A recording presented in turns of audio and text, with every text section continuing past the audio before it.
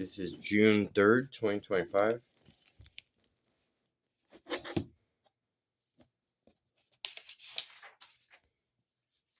Prophet Daniel 2.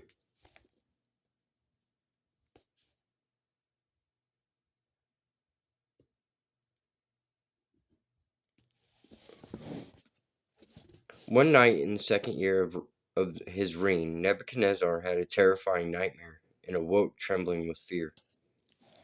And to make matters worse, he couldn't remember his dream.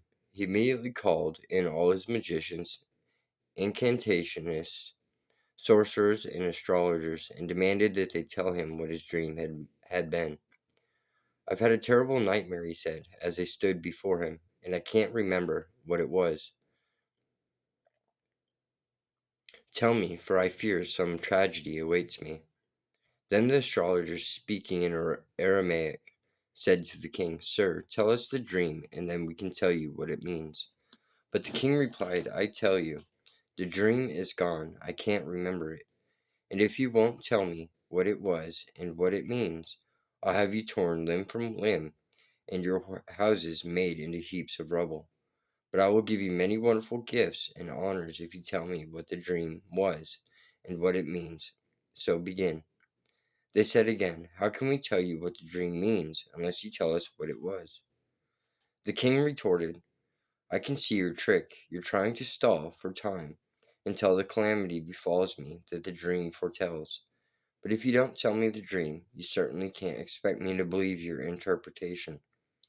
The Chaldeans replied to the king, "There isn't a man alive who can tell others what they have dreamed, and there isn't a king in all the world who would ask such a thing. This is an impossible thing the king requires. No one except the gods can tell you your dream, and they are not here to help." Upon hearing this, the king was furious and sent out orders to execute all the wise men of Babylon. And Daniel and his companions were rounded up with the others to be killed. But when Arioch, the chief executioner, came to kill them, Daniel handled the situation with great wisdom by asking, "Why is the king so angry? What is the matter?" Then Arioch told him all that had happened. So Daniel went in to see the king. "Give me a little time," he said. "Now I'll tell you the dream and what it means." Then he went home and told Hananiah, Mishael, and Azariah, his companions. They asked the God of heaven to show them his mercy by telling them the secret, so they would not die with the others. And that night, in a vision, God told Daniel what the king had dreamed.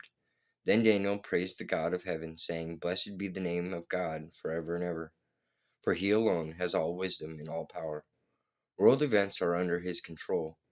He removes kings and sets others on their thrones. He gives wise men their wisdom and scholars their intelligence. He reveals profound mysteries beyond man's understanding. He knows all hidden things, for he is light, and darkness is no obstacle to him. I thank and praise you, O God of my fathers, for you have given me wisdom and glowing health, and now even this vision of the king's dream and the understanding of what it means." Then Daniel went to see Arioch, who had been ordered to execute the wise men of Babylon, and said, "Don't kill them.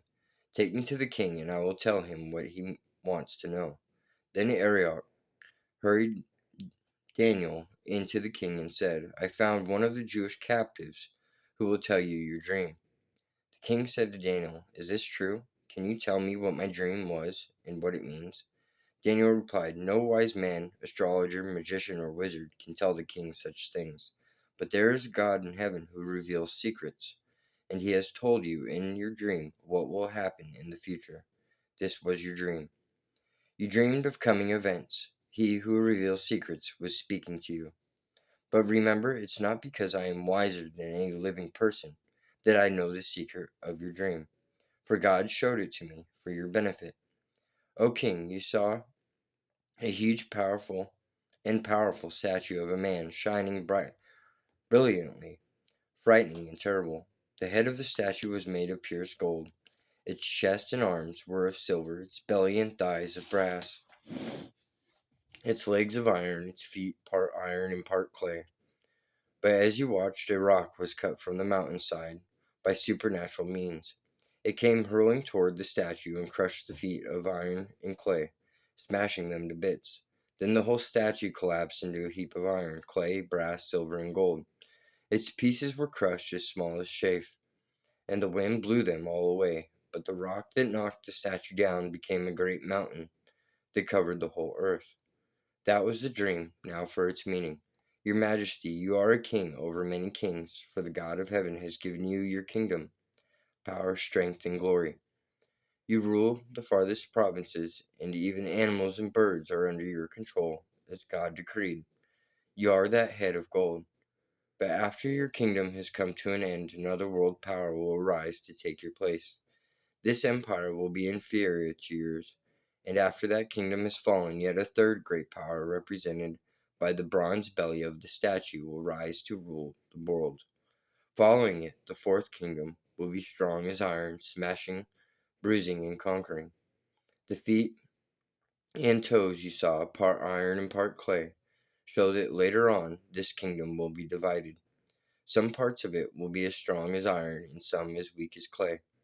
This mixture of iron with clay also shows that these kingdoms will try to strengthen themselves by forming alliances with each other through intermarriage of their rulers, but this will not succeed, for iron and clay don't mix. During the reigns of those kings, the God of heaven will set up a kingdom that will never be destroyed. No one will ever conquer it. It will shatter all these kingdoms into nothingness, but it shall stand forever, indestructible. That is the meaning of the rock cut from the mountain without human hands, the rock that crushed to powder all the iron and brass and clay, the silver and the gold. Thus the great God has shown what will happen in the future. And this interpretation of your dream is as sure and certain as my description of it. Then Nebuchadnezzar fell to the ground before Daniel and worshipped him, and commanded his people to offer sacrifices and burn sweet incense before him. Truly, O Daniel, the king said, your God is the God of gods, ruler of kings, the revealer of mysteries, because he has told you this secret. Then the king made Daniel very great. He gave him many costly gifts and appointed him to be ruler over the whole province of Babylon, as well as chief over all his wise men. Then, at Daniel's request, the king appointed Shadrach, Meshach, and Abednego as Daniel's assistants, and to be in charge of all the affairs of the province of Babylon. Daniel served as chief magistrate in the king's court.